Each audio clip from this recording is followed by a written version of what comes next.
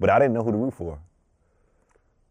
Hey, don't spoil it. Oh, okay. Because I have to go see it now. You have to go. I have to go to the movie theater for the first time. You know he ain't going to see it. He gonna leave here go see it. Black Panther. We're gonna come back on Monday. Throwback Thursday. On Monday, we'll talk Black Panther. No, look, hey, you know how like movie theaters now got like Throwback Thursday? Yeah. He gonna go back Throwback Thursday and watch all White Christmas.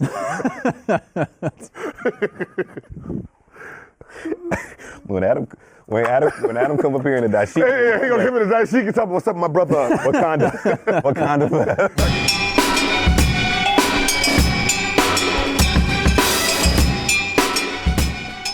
Welcome back to Out of Bounds. I'm Pierce Simpson. I'm joined here by Complex sports editor and future Black Panther watcher, Mr. Adam Caparel. Can't wait to see it. It's going to be amazing. Next to Adam Caparel is Mr. Gilbert Arenas. Gil, how you feeling, man? Feeling good. You feeling good? Feeling good. Hey, you feeling good? You was giving us grief before we started rolling about your picks and everything. We'll get into that later with In Play. But first and foremost, we have to talk about the big news that arrived in the NCAA because Louisville is forced to vacate their 2013 national title because of NCAA violations. The Cardinals were also placed on NCAA violation for 4 years, which includes scholarship reductions, recruiting restrictions, a $5,000 fine, and the forfeiture of any money received through conference revenue sharing from 2012 to 2015, the NCAA tournaments, and the sum could reportedly be as much as $15 million.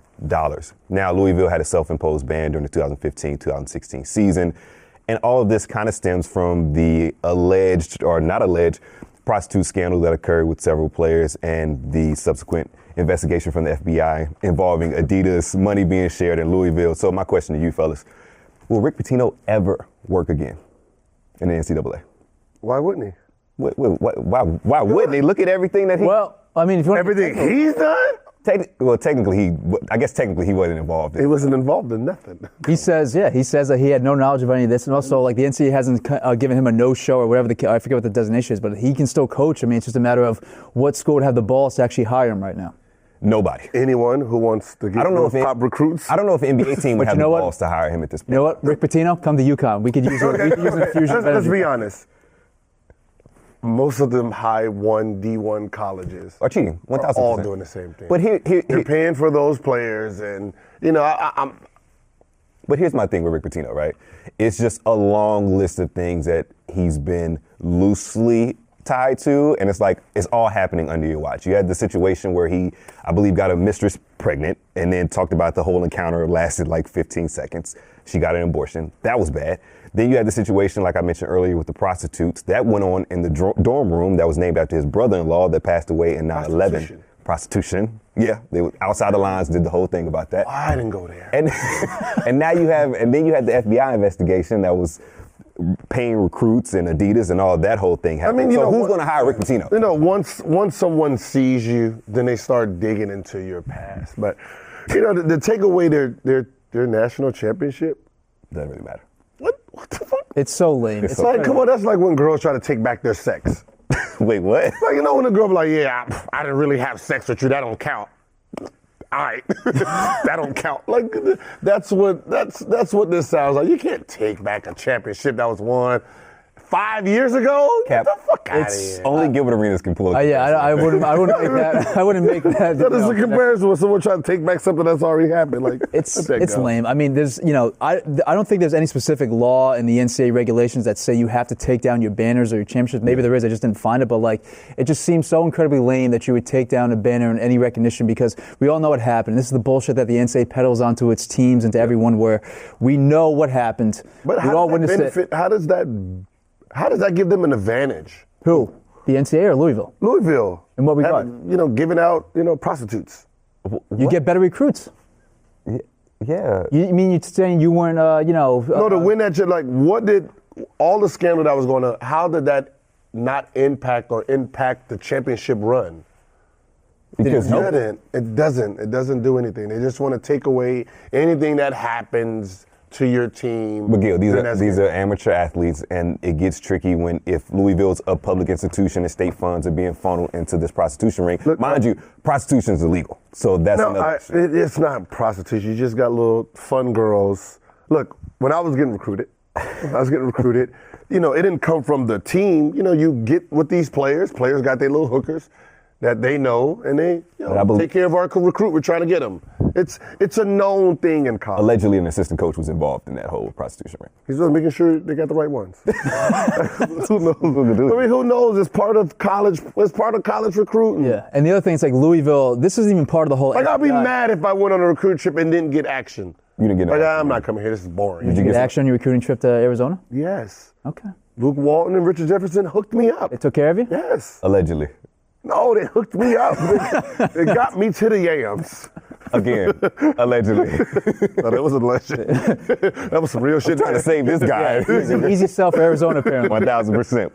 But no, I mean, like, real talk, like, and there's even more shit that could come down in Louisville because the FBI probe with the whole Adidas thing is still kind of going to be weeded out. So it's like, you know, like, real talk, like, Louisville get the death penalty coming up at some point soon. It's going to be good. That's good. I mean, you can probably poke at. If you decided to poke at schools, you can poke at any school. You can poke at Duke. How are you starting to get actual NBA players now? Because you know what I mean? Like NBA subtle shot right there. I'm just an NBA prospects because before most of the Duke players that came in there, they're trash NBA players.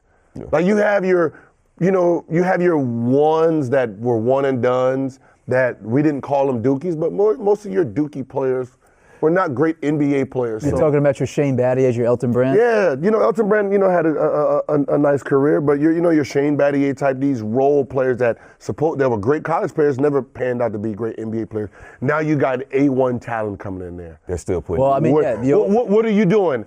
Are you using the USA team celebrityism to bring these guys on that I'll hook you up on a USA? I mean, you don't know what these guys are doing, but hey, they're coming. If you ain't cheating, you ain't winning in college. Hey, if you ain't cheating, you ain't trying. Is Rick Pitino the slimiest coach of all time in the NCAA? No, I think they all are.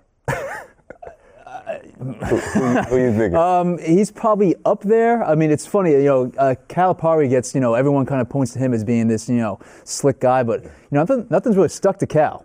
Other than the Marcus Camby situation, nothing major stuck to Cal. And other than Derrick Rose allegedly not taking his SAT. Well, that has nothing to do with that. That has nothing to do with him. That has to do with high school. Yeah, exactly. Yeah. That's a high school. That's a high school. That too, yeah. That's what we're going to go with. You can make a case. That Memphis team had their Final Four vacated, yes. And also, if Derrick Rose makes 2 free throws, that would have been the first major college team to have their championship vacated until Louisville just happened yesterday. Very true. The candidate I'll give you is Dave Bliss, the former Baylor coach. Oh, yeah, number one. Who accused his former player who died at the hands of another teammate of being a drug dealer to kind of, throw the authorities off his scent. Yeah. So Dave Bliss, I think, gets the nod as the slimiest, dirtiest, filthiest, most piece of shit coach in NCAA basketball history. I completely agree. I don't know who he is. I agree. Google. All right. Google. I'm just going to agree. Yeah. All right. Switching over to the NBA, Mark Cuban has publicly admitted that the Mavs are tanking, and we need to judge whether that's fair or foul. So, Cuban went on Julius Erving's Dr. J's podcast called House Call with Dr. J recently, and the owner of the Mavs talked about how his team, which is 18-40 right now, and struggling mightily, apologies to you, Pierce, no worries. with the third worst record in the league, said that, quote, I'm probably not supposed to say this, but I just had dinner with a bunch of our guys the other night, and here we are, we weren't competing for the playoffs. I was like, look, losing is our best option. Adam Silver would hate hearing that, but I sat down and explained it to them, and explained what our plans were going to be this summer, and that we're not going to tank again. The Mavs have kind of been tanking for 2-3 years, it seems. I mean, essentially, but no, being sorry and tanking is 2 different things.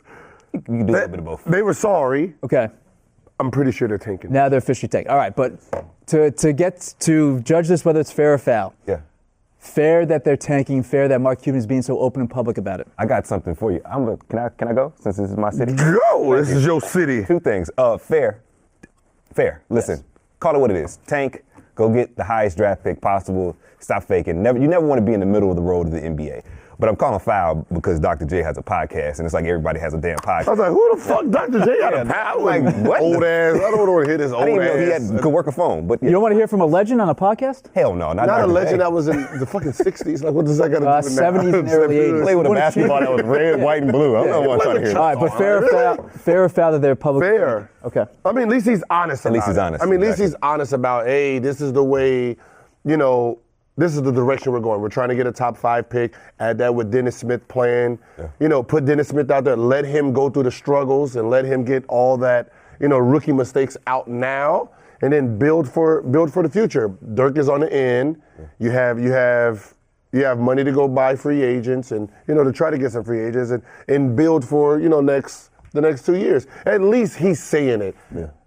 I mean, there's organizations that's been tanking for 10, 15 years, and they're just, We just taking in the money. yeah, we're trying. But you as a Mavs fan, picture yourself as a season ticket holder. Right. Your owner comes out and says that you've been paying a shit ton of money for these tickets, and he says we've been tanking and playing awful on purpose. You gonna be happy with that? We got there's StubHub out there. What else is out there? The secondary ticket market. Because if they trash and they terrible, I can hawk these tickets off. Yeah, but for no money, you're gonna get no money back. If you're a fan, You understand your team is not elite. Like, some fans are just delusional. Yeah. Some fans are like, listen, we're under construction right now. We're not as good as we're supposed to be, so and also I'm just here as a fan to see the growth of Dennis Smith. The Mavs can't be much worse than those 90s Mavericks teams that I was at Reunion Arena for when that's what I'm saying. If you're a fan, you're a fan. You know there's a process of good teams, bad teams. Like LA. I know Ball said y'all was gonna make the playoffs, but realistically, you should have known this is what you're going to have, but it's not going to stop them from going. Lakers haven't been relevant for the past 7 years. They have. But they've been winning. They've been on a winning streak. What, 2 games? They've been okay recently. No, they've been, since Ball's been gone, they've been balling. Of course. Subtle shot. I'm just saying. I will say, completely fair. It's awesome. Again, I love the honesty from Mark Cuban, which you expect from him. And yeah, real talk, they're 18-40. They're awful right now. And if you're going to tank, you need to do it this season because remember, the NBA draft lottery system changes up next season. So this is the last year where the worst teams have a 25% chance of winning the lottery. Next year in 2019, it's only 19%. So loaded draft this year. Tank, try and get your guys. I think NBA draft.net has the Mavs getting Michael Porter Jr. from Missouri. I'm with it. You know what the funniest game is? What? When both teams are tanking. Like when both teams are trying to tank and lose the game and they got to play against each other. It's amazing. It's amazing. That's amazing basketball. So let's see how many games when the Mavericks play the Kings or Suns.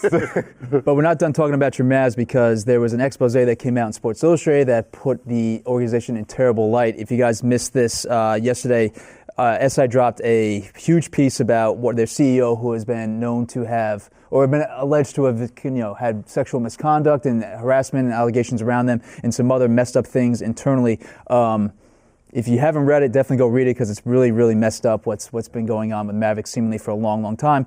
Mark Cuban came out and said, quote, "I'm embarrassed to be honest with you that it happened under my ownership and it needs to be fixed, period, end of story." We talked about this in the agreement a little bit, Gilbert. Do you think that Mark Cuban had any inkling that this kind of stuff was going on behind the scenes? When, again, all this stuff has been seemingly piling up for years and years and years, and it's been somewhat of an open secret around the organization and within the NBA. You got to remember, he's the owner. He's not the CEO. He's not the day-to-day manager. He's the owner of the franchise. The only reason we know the guy is because he's at the Mav games and he's a basketball fan. If this happens to somewhere in Utah where no one even know who the fuck that owner is, it falls on the face we do know. So it's only fallen on Mark Cuban because he is the face of Dallas. But does he have any knowledge what goes on the day-to-day? No. Yeah. Reading the SI article yesterday, it was definitely alarming, definitely disturbing for a variety of things, especially when you have a CEO saying these types of things and working for the organization for 2 decades. Listen, go read the SI article. It's crazy. But the thing I really had an issue with is the Mavs.com beat writer Earl K. Snead to be able to work for the Mavericks after being, charged with some form of domestic violence and then get into a relationship with the Mavs employee and hitting her. So it's like... He was arrested in the arena for that. Exactly. And how is this person still able to work for the organization? That's where I had a big issue. So, yeah, I mean, massive foul on what the Mavs culture has been internally. And, you would think that Cuban would have some sort of knowledge of that stuff that was going on because this is brought to HR in some levels. And but he's not HR. I know he's not HR. That's what I'm saying. But ultimately, if you're in charge of something, doesn't responsibility have to lie with you at some point in time? We got to remember, he's not in charge of he owns the Mavs. He's not in charge of the Mavs. So you're saying he's delegating these responsibilities? Yeah, you delegate. That's what a business is. You're delegating to, if something happens at McDonald's, the manager knows. The motherfucker who actually owns all the McDonald's probably won't hear this. But let me ask you this. Unless it gets national attention. In your time in the NBA, had you heard stories of organizations kind of being like this? No. No, not at all? So there is like a separatism between players. We just focus on Yeah, that's what I said. Like, I mean, if the owner doesn't come down and say, I'm the owner of this team when I sign that contract, you wouldn't know who none of these guys are. You know the general manager, you don't know anybody above him or... Yeah, because like if I'm not mistaken, the Warriors will practice somewhere else and their day-to-day operations is like downtown Oakland. So a lot of times those... Yeah, those no, separate. see, their practice gym is downtown at the Marriott. Right, okay. So they practice in the Marriott, and then you have the Oracle Arena. Okay, yeah. So I was just trying to see how different and how separate with teams that you play for is the day-to-day operations. I mean, that's what I'm saying. You're just like here. We come in, we shoot, I leave. I don't know what the hell's going on the other side of the building. And that's just how it is in sport. You come in, you practice, you do your things. You don't know who half them people are. But with the tanking, with these allegations and all, I mean, it looks shit surrounding. I'm the Mavs. I'm pretty sure the tanking is trying to mask the other stuff, because I'm pretty sure it came out after, right? What the allegations are? The allegations came first, and then the tanking's coming. Well, the allegations and the behavior's been going on for a long time. I know, but I'm just the story of it. So just came out, yes. So the tanking comes out to try to mask that, because tanking is a very frowned upon thing, and when it comes to fans. So then you're saying Cuban had an inkling that this was coming down, and that's why. No, I mean it came out and then boom. Oh yeah, we're tanking. I'm pretty sure it's going like that. Like he's trying to use the tanking to diffuse some of this things. It's bad right now for your Mavs. Yeah, it's bad. Like, I mean, it's a bad thing. That story but is that going to affect the way guys view that organization? No. Players at all? No. Still want to go play for Cuban? Yeah, you know what I mean? You don't have no problem with Cuban. Cuban is a great owner. He's like, as players, we look at how you treat your star players and the players that's come from your organization. So we're seeing Dirk, right? Yeah. He's won your championship. He's on his last legs, and you're still rewarding this man. That's what a player would like to play for. Not some guy, as soon as you get injured, he hauls your ass in the middle. Like, players look at that, and some of these owners wonder why you can't get star players, because we know the backstory of who you are in your organization. James Dolan. No, but I'm saying, but that's what I'm saying. As players, we talk, hey, how was it over there? Oh, fuck that organization is shit. Like we talk to each other about it, so we know what's going on in these organizations when it comes to, how the upper management treats you, how the general manager treats you. So players do know. This weekend will be a big time matchup on Saturday night primetime between the Oklahoma City Thunder and the Golden State Warriors, and the crew here will discuss the matchup in play.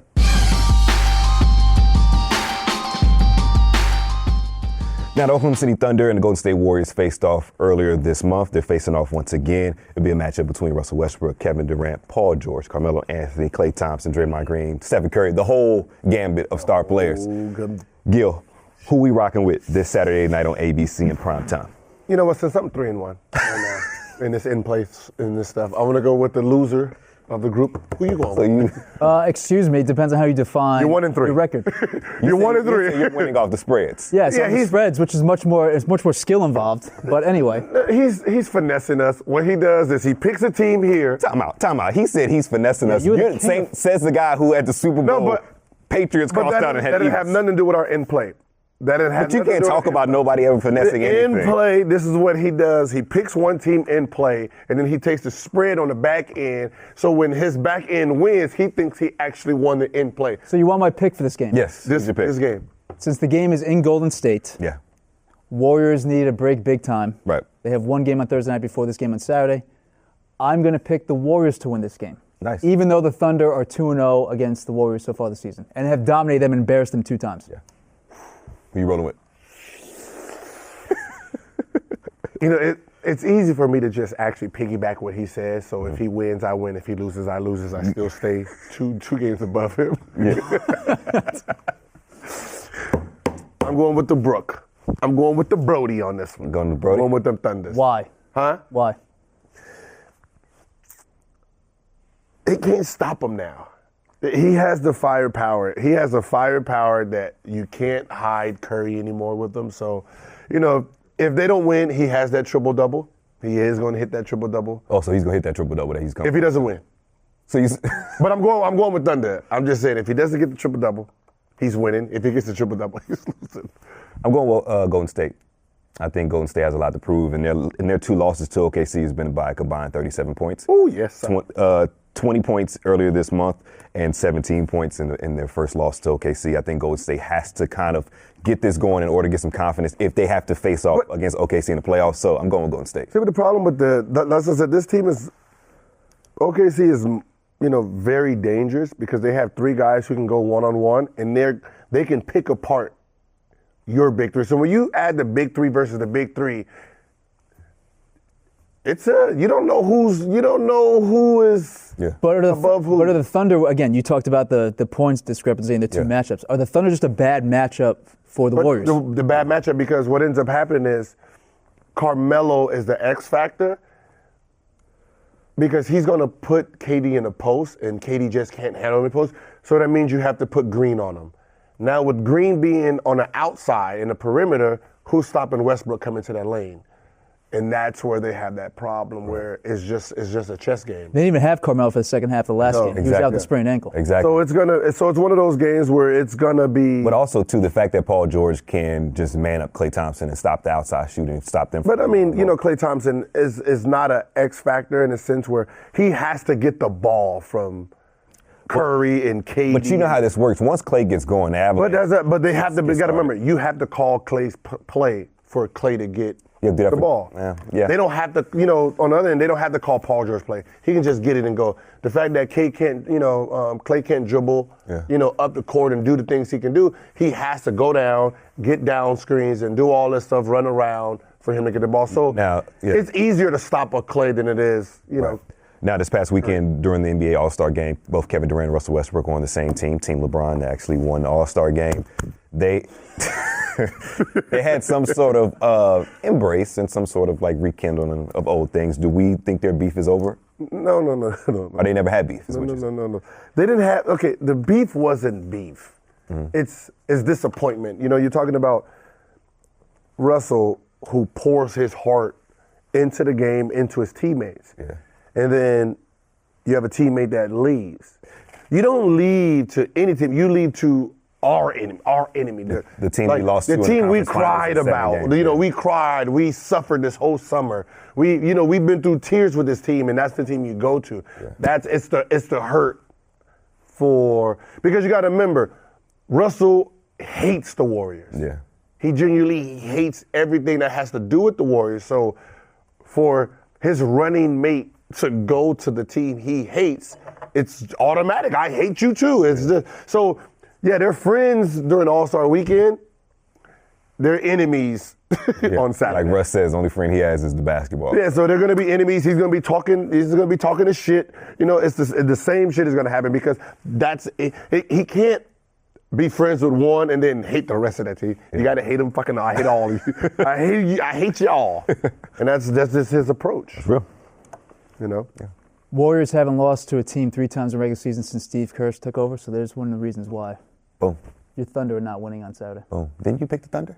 No, I took the Warriors. Oh, okay. But if they're getting but if they're getting 6 points. See, I don't know who he's picked. I don't know. That's what I said. It's called value. No. He's picking the Warriors. But if the Thunder gets 6 points in his gambling, he's taking the Thunder. So if the Thunder wins, he's going to be like, yeah, Thunder, baby. Like, look at my checkbook. Look, I'm winning. Look at my checkbook. I know I'm winning. Oh, my goodness. Bankroll is more important. All right, but moving on. One more interview to show you guys from our All-Star Weekend. This time we called with Bradley Beal to talk about his relationship with John Wall, his attention to detail. All right, we're here with Bradley Beal, NBA crossover in downtown LA. And Bradley, you're here on behalf of Tissot, which is all about attention to detail. And I know you're rocking the Chrono XL All-Star Edition, so I'll just show that off for the you got for the viewers back home real quick. A lot of people don't know about it. Blue face, leather band. It's a beautiful piece. Very classic. It's beautiful though, man. But yeah, so Tissot is all about attention to detail, and you've taken your game up to a new level this year, first-time All-Star. So I guess I'm curious, what details in your game have you honed in on this year to allow you to attain this, new vaunted level? Oh man, a little bit of everything. I always tell everybody I'm a perfectionist in a way, man. Yeah. I always feel like nothing is perfect. You know, even my shooting, I can always get better at that. But I feel like my ball handling and reading pick and rolls, that's something that's helped my game, you know, elevate to a whole new level because I didn't want to be just a straight one-dimensional guy, just being a straight shooter. You know, I want to be somebody who can create plays for himself, you know, in ISO situations or in pick and roll and create for my teammates as well. John Wall's been out for a lot. Leadership or just, you know, other aspects of being a little bit more mature and being a more veteran presence on the team, a little bit different role for you this year, right? Oh, man, most definitely. Even from the starting with John, you know, we lost our vets from the last couple of years, so we were kind of forced into that role. You know, now, you know, the team is in you guys' hands. You know, they're going to look up to you for advice, for respect, for leadership. You know, to go out there and, you know, will us a win. You know, one way or another. Now it's even tougher now that John's out. You know, so it's kind of like all the weight is on my shoulders. But you know, I think the biggest thing I take out of it is I don't have to do it all by myself. You know, I trust my teammates, man. We have a great team, a great core of guys, and young guys at that who I can trust and make the right plays and make the right reads just as well as I do. So it's been a challenge. It's been a challenge for sure because John is a valuable piece to our team. But you know, it's something that we accept because a lot of people don't expect us to do well. You've talked about in the past that you've been like a shy guy. So you know, kind of coming out of your shell and like being more like boisterous in the locker room. Is that something that you've had to, you know, rely on other people for like guidance or, you know, advice about how to kind of step up and be more of that leader? Have to. I always tell people leaders are born and, you know, they're not made. You know, I feel like I was always a leader. It's just a matter of just being comfortable with doing it. Like I was 19 trying to tell 20, 30-year-olds what to do. And how'd that go over? And it worked in certain situations. In some situations it didn't. You know, it kind of bounced back like, who is this young kid talking to? But, you know, it was a respect factor at the end of the day. I think once you make your mark on the league and, you know, you continue to put the work in and, you know, you stamp who you are, you know, and people know who you are around the league, you know, you get that respect and, you know, your teammates look up to you, you know, and this year's been that. You know, it's kind of crazy to think I'm only 24 and, you know, leading the team. So, you know, it's a challenge, like I said before, but I'm definitely maturing and, you know, getting better at it. Yeah, you're an all-star for the first time, so no one can say shit to you in the locker room. You can only locker room for sure for now. What's the best part of All-Star Weekend that the average fan that's watching on TV has no idea about? It's an opportunity for everybody to just come together and just, you know, just relax, you know, relax for a few days, get to know each other. You know, you're always, you know, cooped up with your teammates, you know, throughout the whole year. Now you get to chill with some guys that you played AAU ball with, growing up or played against. Would have been cool to play with John in your first All-Star game, but unfortunately, not happening. I was looking forward to it. You know, but I need him at 110%. You know, this All-Star game is great, but you know that trophy at the end of the year is even better. Safe to say John's kind of been a big brother to you? Man, I've known John since I was in high school, senior in high school. I remember like it was yesterday. I had an AAU tournament in LA out here, and he was actually watching one of my games, and I had a great game, and he came up to me, we exchanged numbers, and I just picked his brain every now and then, and that was right when he was entering the draft. For me, he was always that role model, that big brother to me, you know, and to be drafted on the same team as him, you know, a few years later, that was kind of surreal and crazy to think about, and even to this day, man, he's still the same way. You know, I pick his brain, he picks my brain. You know, we help each other get better, we push each other to get better, and you know, it's a brotherly relationship that I endure. What's the craziest thing you've seen John do on a basketball court? What amazes me is his speed with the basketball. Is he the fastest in the league with the basketball? By far. There's times where I think it was one time I had caught the ball at half court. Literally, I heard, Brad, and I turned, and like he was like just yanking the ball in my hand and like going and laying it up. I was like, where'd you come from? Like, who team are you on? Like that's what it was kind of like. But his pace, his speed, his change of direction. He does 360s layups in games. His signature behind the backs, you know, and it's crazy because I call it out every single time he's about to do it. I was like, all right, behind the back, it's coming, and sure enough, he does it. But you know, it's been a thrill to be able to watch his career, be a part of it. All right, Bradley, appreciate you taking the time, man. My man, thank you for coming through. Pleasure. All right, well, thanks to Bradley again for sitting down with us over the weekend. Cool to catch up with him and talk to him about the relationship with John and everything like that. But Bradley, again, made his first All-Star game. Yeah. Popping off in ways we haven't seen this year, averaging a career high 23.6 points per game. What are you laughing at? Are you laughing at the same thing I was laughing at? No, I'm laughing at. You play 2K? You play 2K? Yeah. You know you know how they interview after? Yeah. Doesn't that sound like Adam? You sound like you're a 2K interviewer. Throw me a bag, 2K. You a video game interviewer. All right, fine. Here's my goddamn question. Where does Bradley Beal rank among two guards in the NBA? top 5. I don't know what that specific ranking is because where you have to understand where you're going to put James Harden. Is he a point guard? Is he a shooting guard? Well, for him, he's a 2 guard. For us, he was a point guard. James a 2 guard. You have Paul George at the 2, right? Ooh, yeah, I forgot about PG. It's kind of debatable. I mean, I think he considers himself a 2. He's a 2 guard. You have PG, DeRozan, Klay Thompson, Bradley Beal. I kind of think of more. You still have You still got Jimmy Butler. Jimmy Butler. Yeah, Jimmy Butler has to be a 2 because this year he slotted in as a 2 He's a guard 2 for the Wolves. So 5. I mean, he's top 5 for sure. Yeah. You know, it's just hard with him because everyone else has they don't have dominant point guards. Yeah. You know, Bill has a dominant point guard where, you know, he has to wait to get the ball, and that's why his creativity is starting to, you know, pick up. So, I mean, he's top 5 for sure. I mean, you have to break down, you know, the game to say if he's better than a Jimmy Butler or better than DeRozan. I think that's what I picked up from the interview. I don't think he's 24. That's crazy, right? Wow. It seemed like he's been. Yeah, he has the most 3-pointers made for anyone in NBA history under the age of 25. I don't think there's any dysfunction on the level of like a Shaq and Kobe, but the sense I get is that this team, as currently constructed, won't be the same in the foreseeable future between Bradley Beal and John Wall. I think there's going to be a choice to be made, and there'll be something because there's 2 alpha dogs right now. No, it's hard. It's hard because both guys are young. And they, you know, besides Paul Pierce, I don't know the last leader they actually had. And just like I said, you know, we're looking up at the leaders and the leaders are not playing. So it's who do we look at? Like, you know, my leader was Antoine. Antoine was the leader and the captain of the team. I was just the best player. You know, so there is distinguished lines, you know, in the locker room. So I understand. So you got the number 1 and 2 player of the team fighting for leadership at this point. And I think that's where it is. They don't, you know, they both want to be the lead dog on the team, you know, it's because they don't have a leader. So it's something that, you know, they're going to have to figure out. The organization, I don't know if they're, you know, stupid enough to, you know, trade one of them. Here's what's going to happen. I'm going to call it out right now. Unless one demands. Unless Wall demands out, you had the conspiracy yesterday.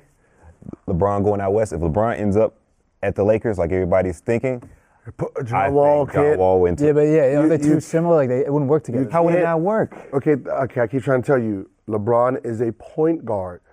And look at so he needs a scoring guard. He doesn't need a point guard. And John Wall can't get buckets? But John needs the ball in his hands. He's a point guard. You need a scoring guard so he can play with a Klay Thompson. He can play with a Steph Curry. He can play with a Kyrie. He can't play with a guy. He can't play with a Chris Paul type who needs the ball to make. Because LeBron and John would slash too much. It's the same thing. No, they're both the same player. So if the ball is in John Wall's hand the whole time, how's LeBron being effective?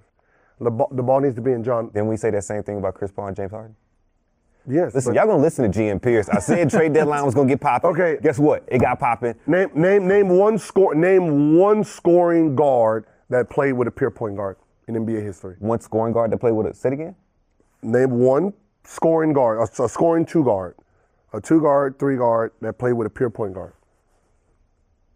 A top tier, pure point guard. Tier. I gotta rack my brain for Yeah, that. give me. Chris Paul is the only one. That's actually one. There's no other one. I'll get back to you. No, there's actually no other one. We got some more stuff. All right. But before we sign off for the day, we have one more little snippet from the Bradley Beal interview where we asked him about. You have some more questions? Yeah, we asked him about you. Asked him more NBA 2K questions about you. He's a legend. He's a legend. He has so many memories. I would think my favorite was when he hit the game-winning 3 and just turned around like. Yeah. Like you know it was cash. Like I feel like that's a little bit unbeatable. That's unbeatable. Yeah. And then he had 60 on Kobe before. Legendary, yeah. You know what I'm saying? Right here in LA, yeah. You should see the antics in the green room. It's legendary. We got to put some more respect on his name, man. For real. There you go. Amen to that. Put some respect on your name. Hey, you got a lot of respect around the league, man. You know, I'm the young generation. You know, I just figured because he was in Washington, they was tainting my name. You know, but I'm glad he. You got paranoid. Yeah. You're still popping around the league. Is it weird though when you have a guy that's like 24, 25 talk about how his memories of watching you grow up? I mean, that's the weird part. It's like, Jesus Christ, because, you don't see that age, that age difference when you're playing and realizing these guys come in the league, looked up to you, seeing you play and seeing what you did. So it's like, oh, shit, I didn't even. Well, then I will hush my mouth. I would not say I would not say anything. That wraps up the latest edition of Out of Bounds. For Adam Caparell and Mr. Gilbert Arenas, I'm Pierce Simpson, and we'll see you tomorrow.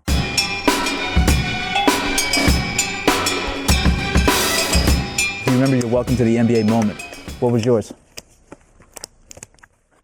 Oh shit! I hate this motherfucker to this day. Who?